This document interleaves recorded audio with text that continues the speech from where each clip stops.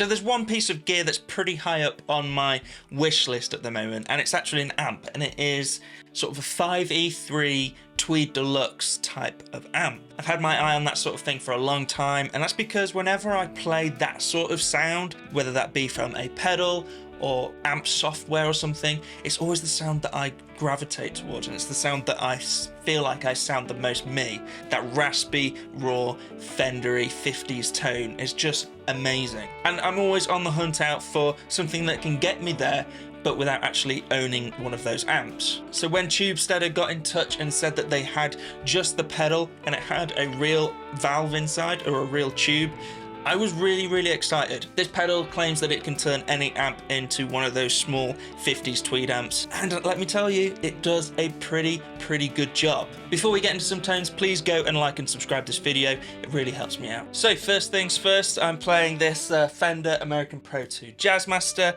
into the Victory V40 Duchess with the Eggnog and a few other pedals in between. Clean sound with nothing on, sounds like this.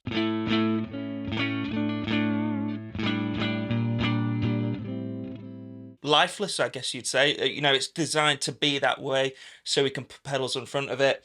The Eggnog is perfect for that. So everything is pretty much at 12 o'clock on the Eggnog.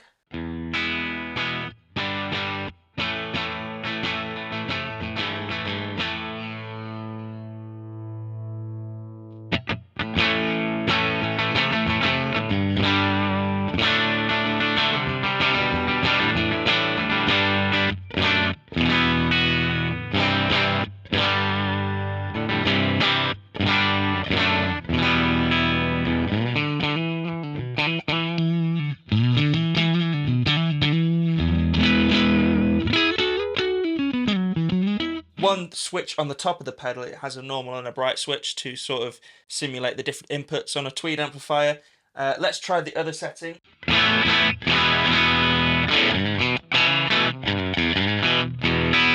That's clearly the bright sound. Let's roll with the bright actually. I know it's quite piercing at the moment, but I think we can tame that a little bit with the free band EQ.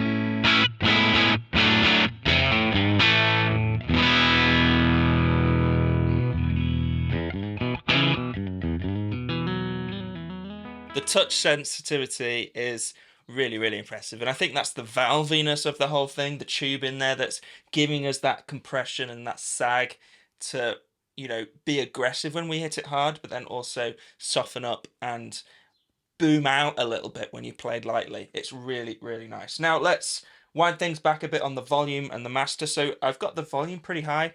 Essentially it's a balancing game between the master and the volume. I think the volume is closer to the control you'd find on the amp, and the master is just sort of tweaking it to your setup, like the overall volume of the pedal. Cranking up the volume will give you more gain. So let's wind it back just a touch.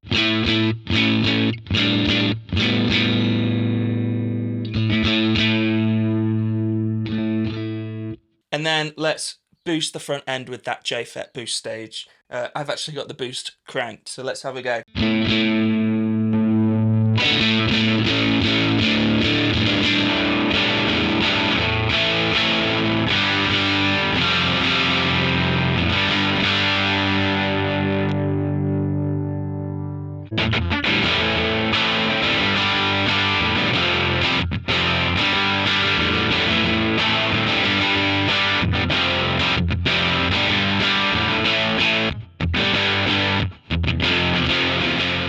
I love that. I love that.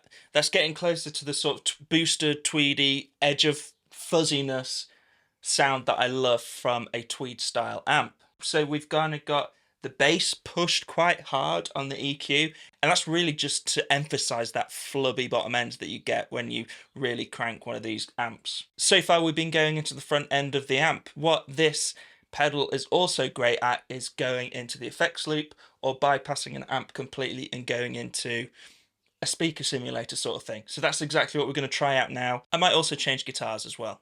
So yes, the Eggnog really does have a real tube in there. It is a real 12AX7 valve powering this pedal. That might actually turn some of you off because typically valve pedals can be a little difficult to work with, and often the results aren't quite worth it. First of all, valve pedals can be really hard to power on a pedal board. They often want to see crazy amounts of volts, crazy amounts of sort of milliamps as well, that it just is unrealistic to use on a pedal board, and they often come with their own power supplies. The Eggnog is still a little picky with what it wants to see power-wise, but it's much more manageable with modern day power supplies, and I found that most power supplies can run this pedal. The second problem that a lot of people run into with valve type pedals is also to do with the power. Valves are really designed to run at voltages that amps run at. It's kind of obvious when you think about it actually. You know, 120 volts to sort of like 250 volts, like crazy high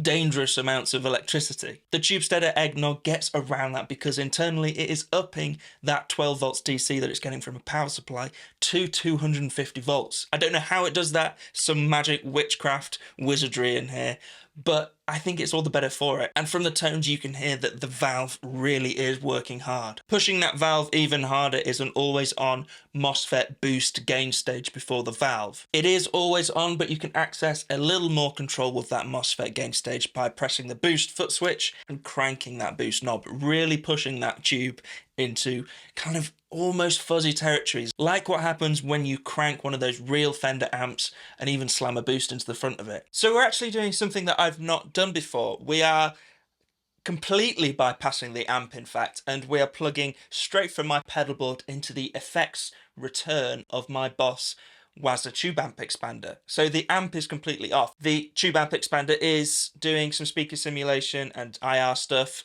Set up to this at the moment as the same IR as before, which is a 212, not quite tweedy, but we'll get to that in a minute. I've adjusted the settings slightly to suit on the Eggnog, and I think it sounds great. It still sounds awesome.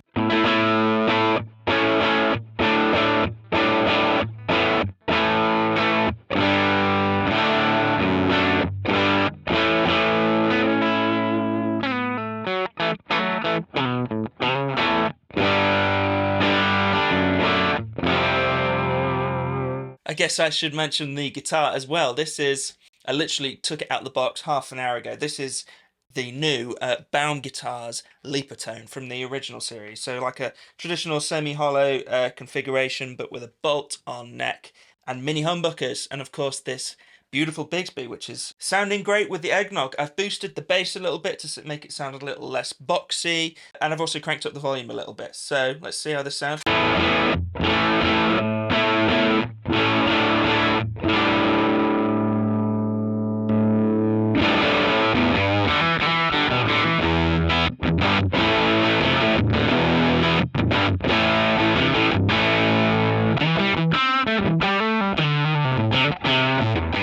Such a great rock sound. Now, the difference from earlier is that also we've turned off the reverb, just so it's a bit more of a direct sound in general, but we'll try a little bit of ambience and stuff now, I think. One advantage of sort of using the Eggnog as a preamp pedal is that you can sort of add effects after it, so your wet effects after it, which you can't do, if I'm not mistaken, with a traditional Tweed amplifier. They obviously don't have effects loops, so being able to add a bit of ambience afterwards is really cool. And also adding a bit of drive before it, which is what we're going to do. I've got actually a fuzz pedal. This is the Reeves Electro Zo. I think this is going to sound great into the front end of the Eggnog.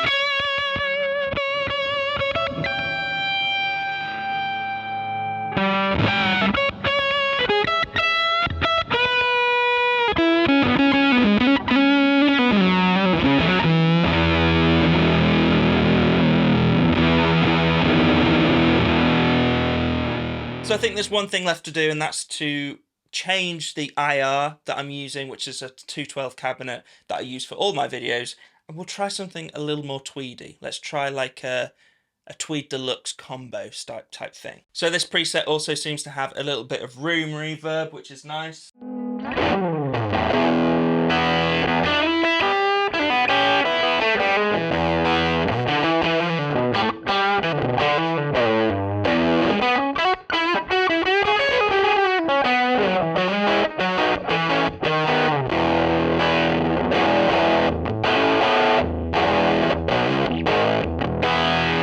I have really enjoyed getting to know the Eggnog, and it's definitely getting me closer to that Tweed sound that I'm after. But it's a funny one because I think that the Eggnog only really does the one sound. Obviously you can boost that ampy sound by cranking up that boost, but it's still just one sound. And I think these controls and also the normal bright switch on the top of the pedal is just giving you the power to get that sound no matter what you plug into. And I personally respect that the Eggnog is going down a very specific route with its tone. There's so many overdrive pedals out there at the moment that try to cover a lot of ground that they might lose a little bit of character in the process.